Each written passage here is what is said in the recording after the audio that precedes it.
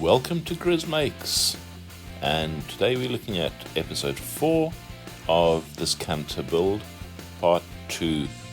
Basically a short interlude while I complete a current build, which is the Rezin Rockit, and today I'll be fitting the dash. I know some people are interested. I've had a few questions about the Rezin Rockit already, so a lot of it is in fast forward, and hopefully you'll enjoy it. Please click subscribe and like if you do, and welcome to the show. About a little bit, put the Canta up here and bring the Rezin Rockit out. That'll be the plan for the moment. Get the dash, get it in, and then move on to the Canta again. So back in a moment.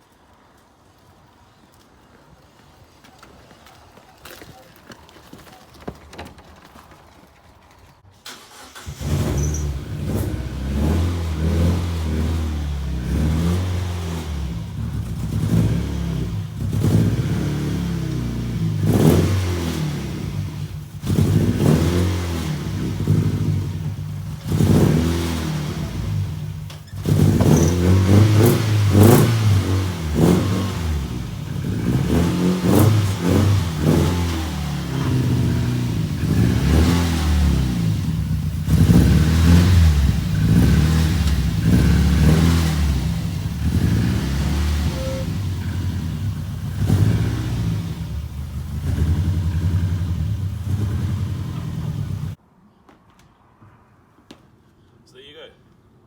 Next job. Get the dash fitted. Wire up all the switches. I will leave this here for a moment so that I can have a quick look at what's inside and then get some tools out and actually get the whole thing sorted, fitted and completed so that I can move back to the Canta.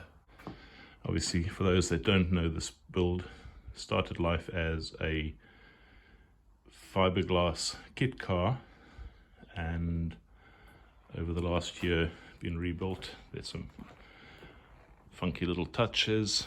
Everything is fixed and welded and solid at the back. For those that are bothered, made the roll bar myself. I specifically wanted a slightly backward slope and somewhere to mount the 5-point race harnesses that my friend Dennis sent me from America, from a NASCAR racing truck. Currently the status of the dash, it's a bit of a mess. Air blower, the hot air blower, that stopped us for quite some time, and hopefully by the end of whatever time today is, the dash will be fitted and the switch gear will work, and then we'll take it from there. For all of those of you interested in the actual engine and setup on this little Rezin Rockit, Rezin for fiberglass, Rockit as in KIT for Kitcar, I'll have a quick look for you as well so that you can actually see what goes on under the bonnet or under the hood.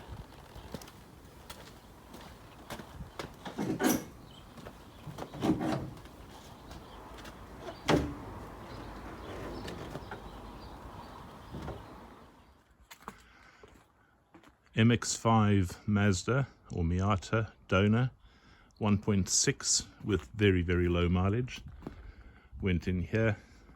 If we had to redo it, my buddy Nick, who did a lot of the thinking and the clever stuff, we've already discussed this ad nauseum, I think is the way to say it, and we would probably lower the engine by a good inch and a half. I mean, not lower, I'm so sorry, raise it by an inch or an inch and a half, and also set it back somewhat in the engine bay, because that would have negated some of the work that had to be done with the radiator, getting all the positioning right, keeping all the original parts and making it work. So you can see a very easy fit to actually get this in here. Starting up, usually not a problem. It's a typical Mazda. Let's put it into neutral. Basically, turn the key.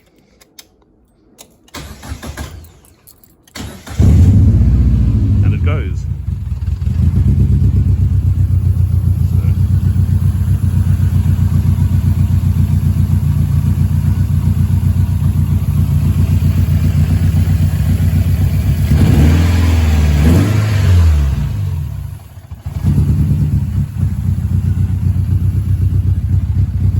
Land Rover windscreen donated by friend Glenn. Once again, I needed this to be a little bit different to the usual Kitcar. Mazda RX-8 seats, swapped around driver's side and passenger side just to get all of this to work for me. The roll cage is much more of an aesthetic thing than a safety thing, but wrapped and padded. So yeah, that's basically it.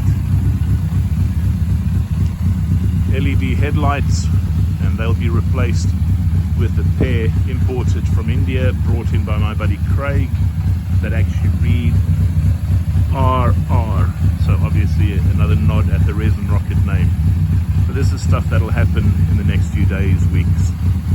So back to work, get this thing wrapped up, and then we can get on with the Canta build.